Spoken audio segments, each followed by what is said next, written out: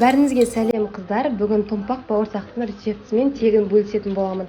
Дастарханыңызға қойған кезде өте әдемі көрінеді, әрі өте дәмді, жұмсақ болып көрінеді.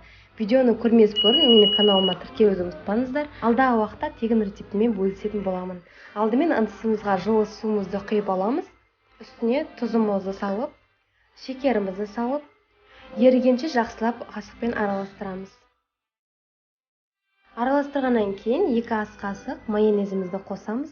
Бұл бізге жұмсақ болып шығуына көмектеседі. Міне салдық. Енді 1 шай қасық дрожжімізді саламыз. Барлығын жақсылап араластырамыз.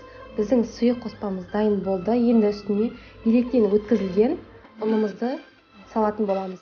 Бірінші басында қамырымыз сұйық болады, сондықтан да қасықпен немесе лопатканың көмегімен араластырып алсаңыздар болады.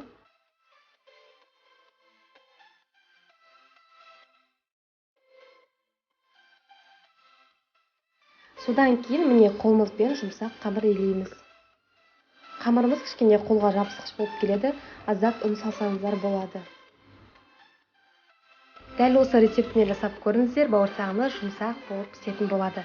Біздің қамырымыз дайын болды. Міне үстіне енді 1 ас қасық сұйық майымызды қостық. Сол кезде қолға жабыспайтын болып шығады.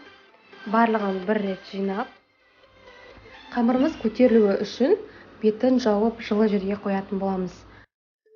Кемінде 45 минутқа 1 сағатқа жылы жерге бетін жауып қоямыз.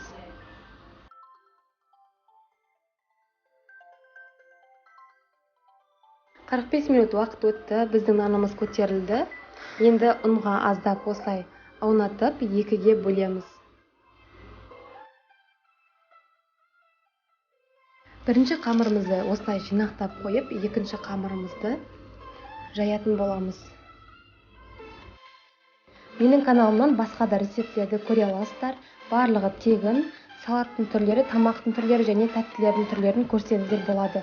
Барлығы бір жасағаннан шығатын рецепттер. Біздің қамырымыз міне осындай қалыңдықта болуы керек. Қатты жұқалы қылып жаюға болмайды. Міне енді өзіңіз қалауыңызша стаканның көмегімен немесе қақпақтың көмегімен осылай бауырсақтың көлемдерін дөңгелетіп кесіп аламыз. Барлығын кескеннен кейін бұл біздің бірінші қамырымыз. Жанындағы артық қамырлардың барлығын алып тастаймыз. Барлығын біріктіріп, оның барлығын дөңгелетіп қоямыз. Кішкене уақыттан кейін барлығы бір-біріне бірігіп, ол да жаюға ыңғайлы болады. Кесілген бауырсақтарымызды енді бетін майлықпенен жауып, 10-15 минутқа осылай қоямыз. Кішкене көтерілгеннен кейін пісіретін боламыз. Әдемі болып пісетін болады. Алдын ала майымызды қыздырып қойдық. Енді қызған майға бауырсақтарымызды саламыз.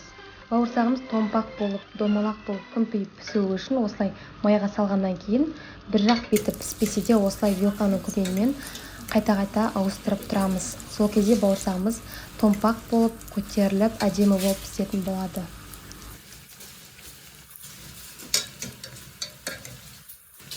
Қонақ шақырғанда осы бауырсақтарыңызды әдемілеп осылай пісіріп ұсынсаңыздар болады. Өте дәмді болып шығады, әрі жұмсақ болып шығады.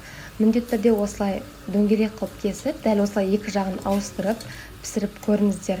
Маған және менің отбасыма ұнады, тез желініп қойды. Сіздер жасап көріңіз.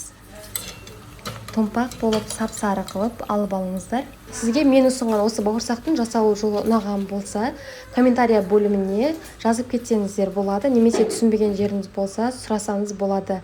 Бауырсақтарымыз барлығы міне дайын болды. Міндетті түрде жасап көріңіздер. Комментария жазып, лайк басуды ұмытпаңыздар және каналыма тіркеліңіздер.